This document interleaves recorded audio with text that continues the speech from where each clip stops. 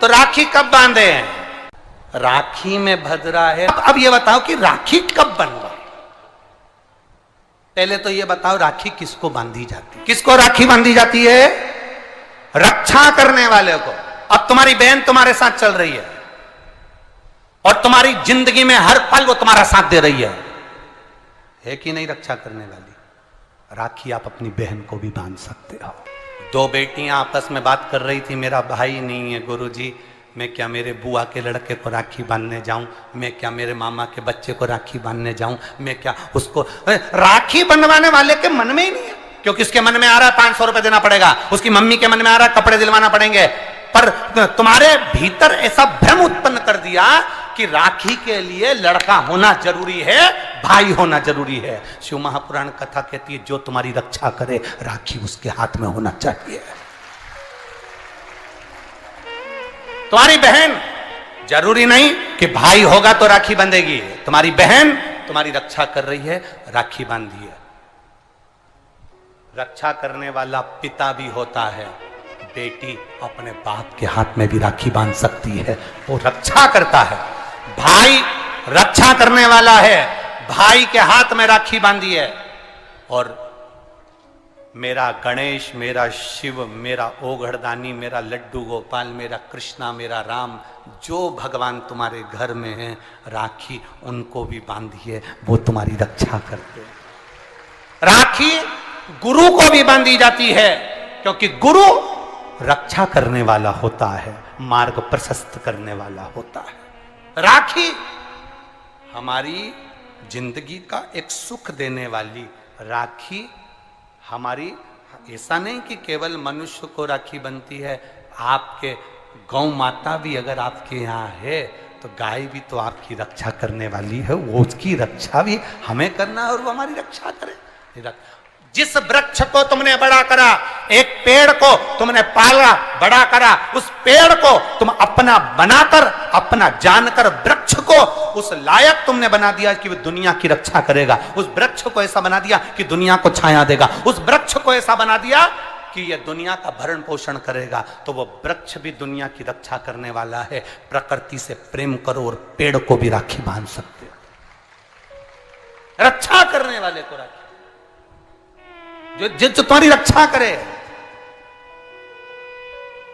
एक मां अपनी बेटी की, अपने बच्चों की रक्षा करती है। ये जरूरी नहीं कि तुम, हमारा भाई नहीं है अब हम किसको राखी बांधे, हम किसको भाई बनाएं, हम किसको भाई बनाएं, हम किसको भाई बनाएं। जी ये भाई बनाने के चक्कर में धोखे में मत आ जाना, कहीं एड़े गेड़े नट्ठू खेड़े के राखी मत बांधिया ना। नहीं तो मालूम पड़े वो एक राखी तो बनवाएगा और मालूम पड़े पूरी जिंदगी तेरी बर्बाद कर दे। इसलिए जो घर में है, बहन है, कुटुंब है, परिवार है, उसमें राखी बांधी। बहुत भ्रम फैला रहे हैं लोग, नाटकों के माध्यम से बहुत भ्रम फैला रहे हैं। कितना सुंदर व्याख्यान। तो राखी कब बांधे हैं? मूल प्रसंग तो छूट ही गया, कब बांधे? अब तुम बोलो। मेरा निवेदन केवल इतना है, आप बाबा का स्मरण कर कर, बाबा का नाम लेकर, वैसे तो शिव का नाम ऐसा है कि वो अजर और अमर है। मेरे बाबा का बनाई गई हर घड़ी, हर पल, हर क्षण मेरे बाबा का है। उसका नाम लेकर रात्रि के 9 बजे के बाद आप भगवान की राखी का स्मरण कर कर बांधो, कोई मना नहीं। शिव तत्व को। त्योहार कब का है? राखी का त्योहार कब लिखा है पंचांगों में, कैलेंडर में? लिखा तो मनाना, दिल से मना, आनंद के साथ। अब किसी ने पूछा कि गुरुजी राखी बांधने का तो ठीक है, आपने मुहूर्त बता दिया, मम्मी गुलाब जामुन बनाई, वो कब खाए? तो निवेदन है, जब तुम्हारी मर्जी पड़े दिन भर। राखी में भद्रा है, खाने में भद्रा नहीं है।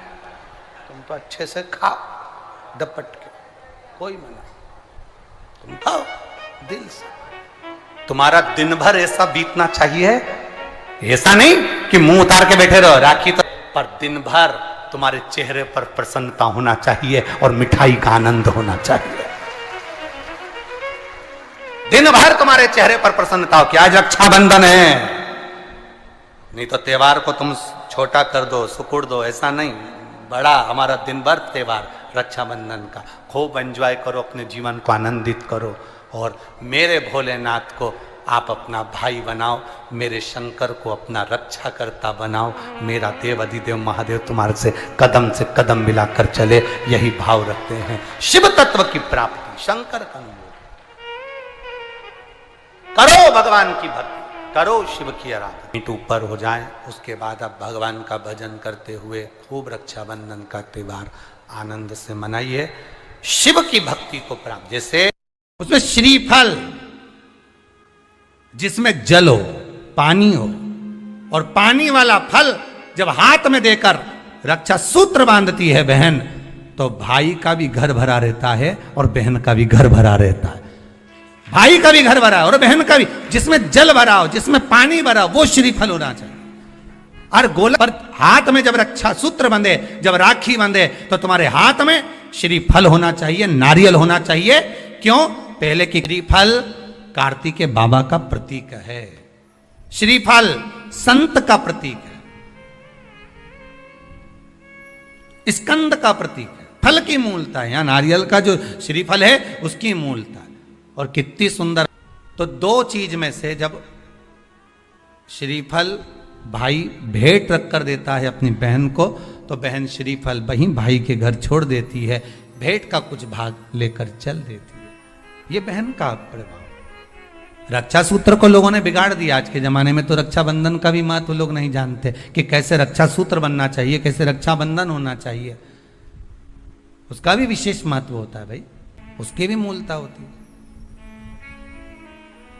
और एक बात कहूंगा आज रक्षाबंधन पर, आपको अच्छी लगे तो आप स्वीकार करना, ना लगे तो आप छोड़ देना। वैसे भी सीहोर वाला महाराज ताड़ी तड़ी बोले ही बोले है, उसमें क्या दिक्कत? तो बोलने में तो कोई पीछे हटूंगा नहीं। एक निवेदन आप सबसे करूंगा, आपको अच्छा लगे अपने जीवन में उतारिएगा, ना लगे कोई बात नहीं, छोड़ दीजिएगा, पर उतारना जरूर। बहन से प्रॉपर्टी के चक्कर में कितना भी झगड़ा चल रहा हो, बहन का भाई से एक मकान के चक्कर में कितना भी झगड़ा चल रहा हो, संपदा के चक्कर में कितना भी झगड़ा चल रहा हो, तो भी निवेदन करूंगा, बहन और भाई तुम खूब लड़ो प्रॉपर्टी और जमीन के लिए, पर रक्षाबंधन के दिन कम से कम एक दूसरे के नहीं भी जाओ तो फोन लगाकर जीजी और बहन भाई से, भाई बहन से एक बार तो बात कर लो। क्योंकि धन अपनी जगह रह जाएगा साहब, वहां धन नहीं जाने वाला, आपका व्यवहार जाने वाला है, आपका प्रेम